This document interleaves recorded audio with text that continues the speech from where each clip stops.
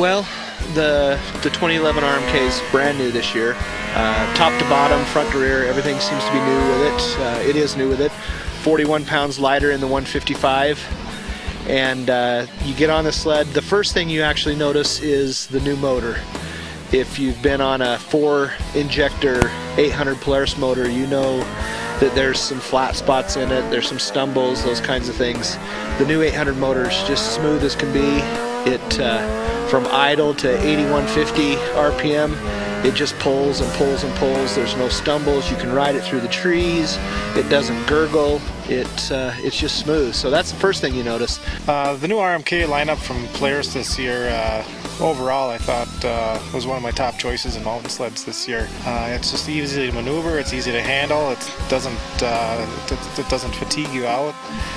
It's an all-around cool machine. I mean, you're in some deep snow. Yeah, you can get popped out of it fairly easy. It's just the overall machine. Hats off to them. They did a great job with it. You really notice the weight difference.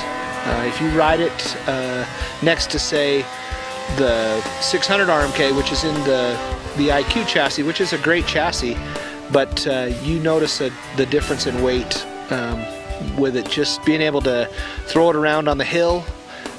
If you're climbing a hill with lots of trees on it, you need to change directions, you just flick it to the side and it goes. You don't need to throw a leg, you don't need to have both legs on the side of the sled to turn it. You can just lean your weight one way and pull on the bars and it'll just carve right where you want it to go. Great riding on those rough one-track trails when you go back into the backcountry. We all have to ride those little single-track trails that are all roughed up, and the new coilover rear suspension does great in that.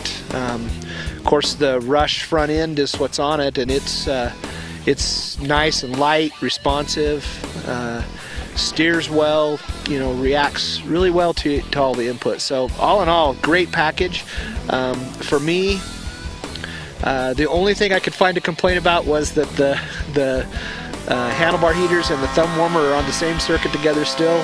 So if that's the only thing you can find to be a little complaining about, then you're doing pretty dang good. So it's a great sled. Whether it's off trail, on trail, I mean, the thing works well in all areas.